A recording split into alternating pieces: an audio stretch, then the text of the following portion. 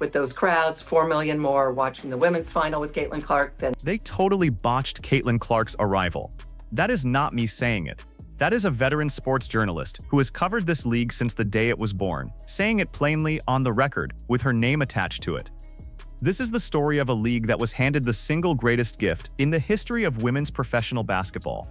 A once-in-a-generation asset who was drawing 4 million more viewers to the women's championship game than watched the men's, and then spent the next year and a half doing everything in its institutional power to squander it. And by squander it, I mean actively, visibly, embarrassingly torch it while the cameras were rolling. My name is not important.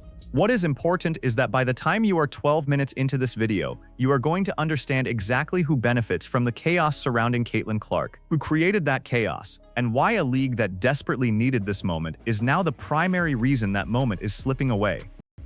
Stay with me, because this one goes deep. Move on. Can we grow up and act like adults in a professional league? You guys are getting paid millions of dollars. Let's establish the situation on the ground, because context matters here, and the league's office is counting on you not having it. Caitlin Clark arrives in the WNBA. She is 22 years old. She is the most recognizable women's basketball player on the planet. And that is not hyperbole. That is not me hyping this up. That is simply the documented reality. We are talking about a player who, as a college athlete, generated viewership numbers that made grown men in television boardrooms cry tears of actual gratitude. 4 million more people watched the women's NCAA championship game featuring Caitlin Clark than watched the men's final that same year. Let me say that again so it lands properly. 4 million more viewers chose the women's game over the men's game. In basketball. In America. That had never happened before. Not once. Not ever. And that number, 4 million, is your anchor for this entire video. Because everything that follows only makes sense when you hold that number in your head. 4 million extra sets of eyes. 4 million extra reasons for every sponsor, every broadcaster, every arena owner, and every league executive to be on their knees saying thank you. 4 million reasons to protect the asset, nurture the asset, and make absolutely sure the asset felt welcomed into the professional game. Instead, what happened next is what we are here to talk about. And by talk about, I mean document, with receipts, in detail, so that nobody can look away from it. And he loves Caitlin Clark, Dan. He loves Caitlin Clark. Loves watching her play, gets all of the importance of Caitlin Clark. And as he says, the WNBA failed the player. Now, before we get into the institutional rot at the top, and we will get there, I promise you, let's start at the player level, because this is where something genuinely surprising happened. Something that I want every single person watching this to pay attention to, because it tells you everything about where the real common sense in this situation lives. Courtney Williams spoke up. Courtney Williams, who has never been shy about where she stands on anything, who has been outspoken about the Caitlin Clark situation from the beginning, stepped forward and said what a lot of people in and around this league have been too afraid to say out loud. And what she said was not complicated. It was not nuanced. It was not diplomatic.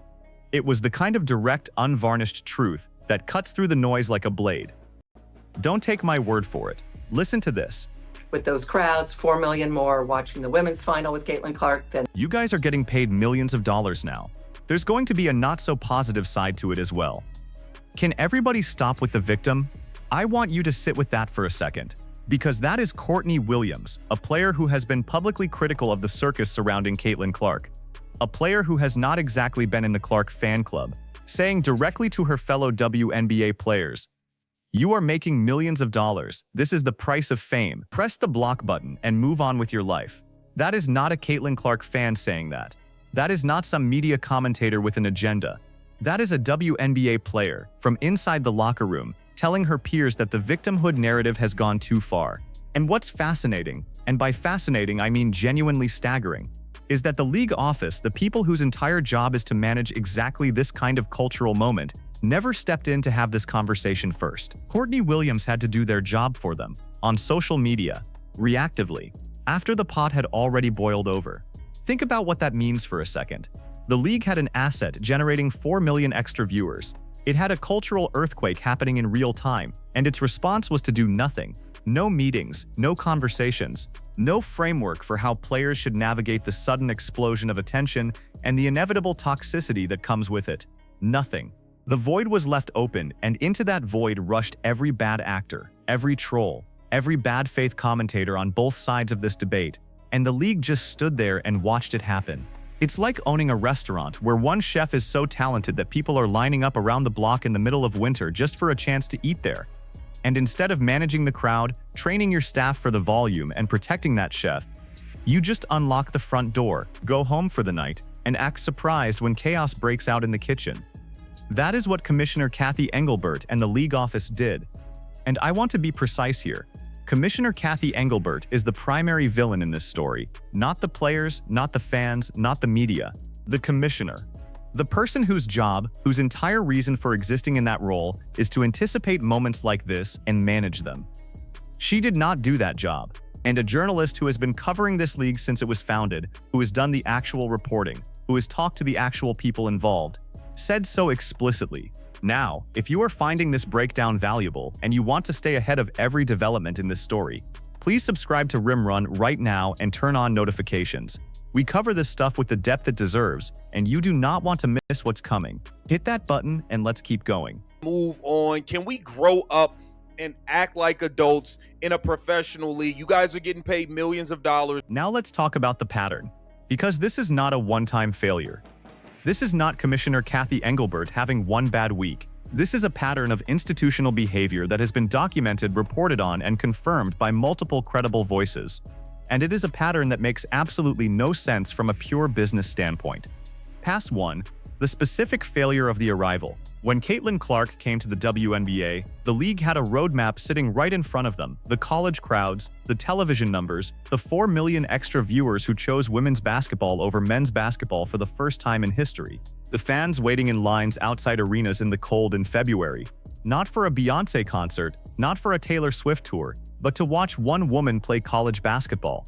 The signals were not subtle, they were not ambiguous, they were flashing neon signs visible from a mile away. Christine Brennan, a journalist who literally wrote the book on what the WNBA was not ready for, said it plainly. The league should have had Zoom calls, meetings, conversations with the players about how to navigate this unprecedented moment. They did none of that. None. And what's interesting, and by interesting I mean completely indefensible, is that this was not a surprise event. This was not a meteor strike. This was a scheduled, predictable, months in advance cultural shift that the league could see coming the entire time and chose not to prepare for. Pass 2. The pattern. Because this kept happening.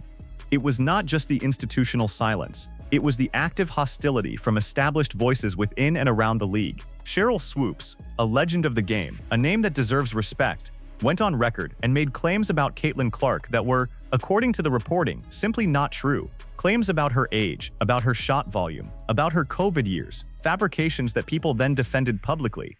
And the league said nothing. Commissioner Kathy Engelbert said nothing. The people in the front offices who were supposed to be stewards of the game said nothing. Diana Taurasi, and look, Taurasi is one of the toughest competitors this sport has ever produced. That is a fact and a compliment. But instead of saying, "Welcome to the league, kid," the message being sent was something closer to, "Reality is coming for you." To a 22-year-old, in her first year as a professional. And Christine Brennan said it herself. She would hate herself if she did that to a 22-year-old coming into her industry. That is the standard. That is the baseline human decency that was missing. Pass 3. The enablers. Here is where it gets genuinely uncomfortable, and I want every single person watching this to understand what I am about to say. The people who enabled this situation are not just the players who were hostile. The enablers are the people at the top who allowed the aggression and anger to fester, Commissioner Kathy Engelbert's office specifically, because they did not create any structure for managing it. And Christine Brennan was crystal clear on this. She is not saying she knows for certain that the hostility toward Caitlin Clark is driven by race or any other specific factor. Nobody has said those words to her directly, but she is also saying, clearly with her reporting behind her, that something went wrong, that the league botched the arrival, and that the blame for that sits squarely on the commissioner's desk. What's remarkable, and by remarkable I mean completely on brand, for an organization that has been mismanaging itself for decades, is that the same media figures who were falling over themselves to cover every Iowa game, who loved Caitlin Clark when she was a college phenomenon, suddenly changed their tune the moment she turned professional. The same people, the same outlets, the same voices. And the league, instead of pushing back against the narrative shift and protecting its most valuable asset, just let it happen. Let the pot sit on the stove. Let it boil. Let it overflow. And he loves Caitlin Clark, Dan. He loves Caitlin Clark. Loves watching her play, gets all of the importance of Caitlin Clark. And as he says, the WNBA failed the player. Now I want to bring in something that I think adds a layer of historical weight to this conversation that you do not hear discussed enough. Because when we are talking about a cultural figure this significant, someone whose arrival is genuinely reshaping the landscape of a sport, there is a comparison that serious people in sports media have been making. And that comparison carries authority that goes well beyond basketball. Christine Brennan in her reporting went to Dr. Harry Edwards. If you do not know that name, let me tell you, Dr. Harry Edwards is the man behind the Black Power salute at the 1968 Mexico City Olympics. He is a sociologist, an activist, a person who has spent his entire adult life at the intersection of sports and social justice. He is not a casual observer. He is not a hot take artist. He is one of the most credible voices in the history of American sports culture. And Christine Brennan talked to him specifically about Caitlin Clark. Here is what she reported. And as he says, the WNBA failed the players. Let me be completely clear about what just happened there. Dr. Harry Edwards, the man who organized the Olympic Project for Human Rights, who has been a voice for Black athletes in America for over 50 years, who has no particular reason to be a Caitlin Clark advocate, looked at this situation and his conclusion was, the WNBA failed the players. Not Caitlin Clark failed the players.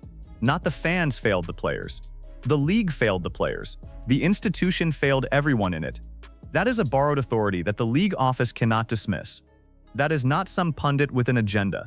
That is a man with a lifetime of credibility on questions of race, sports, and institutional responsibility, saying that the organization itself dropped the ball. And when you pair that with the 4 million extra viewers that Caitlin Clark brought to this league, 4 million people who showed up specifically because of one player, the business argument becomes impossible to ignore. Think about this from a pure money standpoint. You have a commodity, you have a draw, you have the one player in the history of your league who has moved the needle so dramatically that she flipped the viewership math between men's and women's basketball in this country.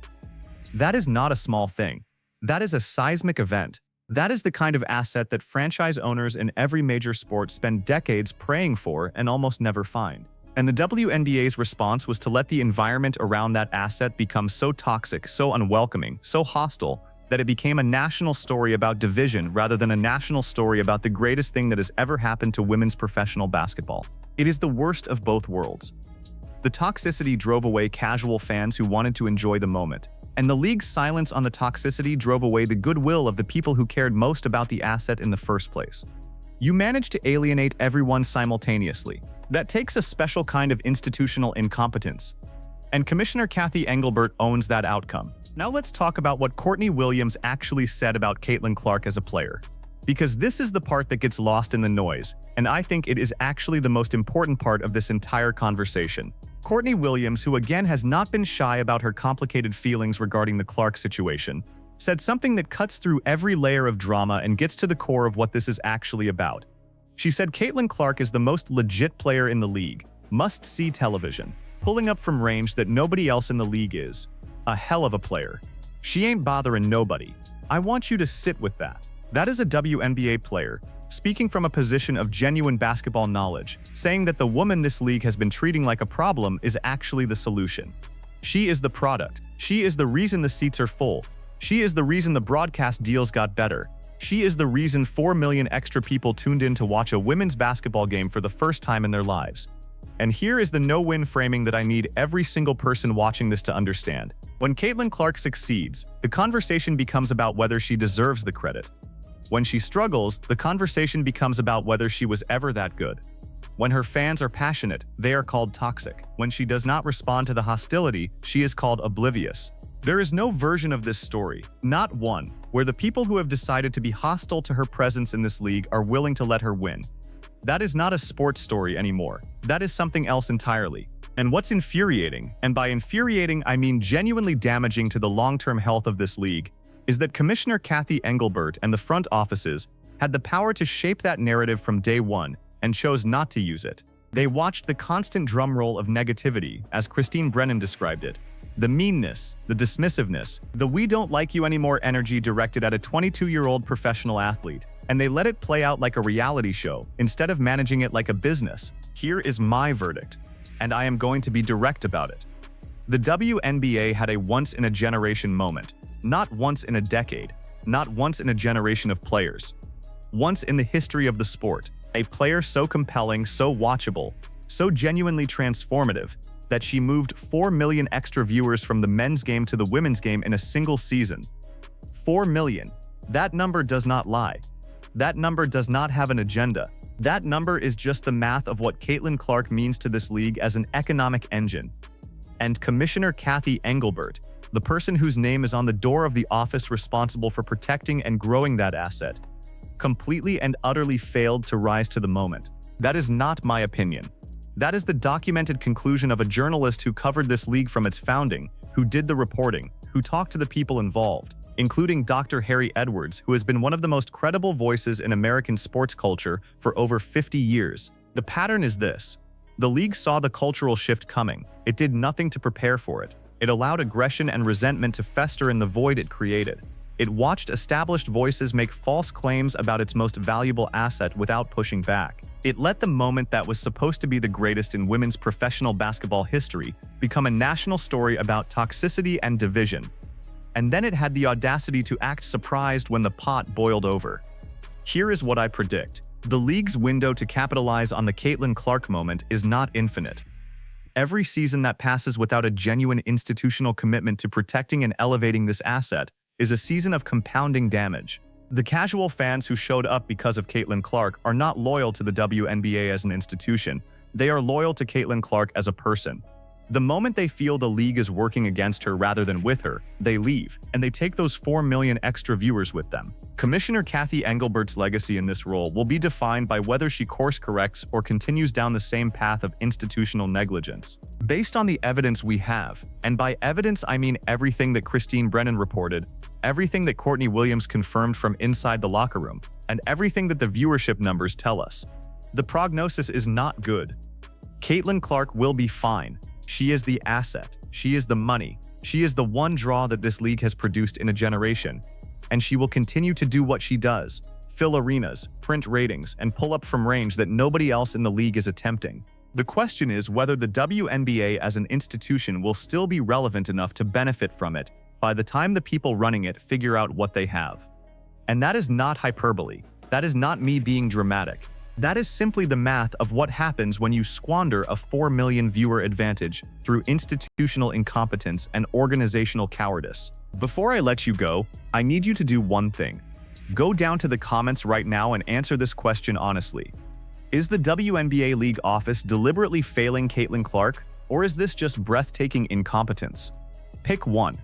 Deliberately failing her or breathtaking incompetence? Drop it in the comments right now. I read every single one, and I want to know where this audience stands. If you are not subscribed to Rim Run yet, hit that subscribe button right now and turn on all notifications, bell icon, all notifications.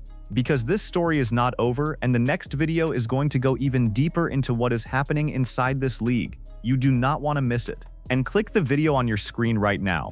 It is directly connected to everything we just talked about, and I promise you it is worth your time. This is Rim Run. We'll see you in the next one.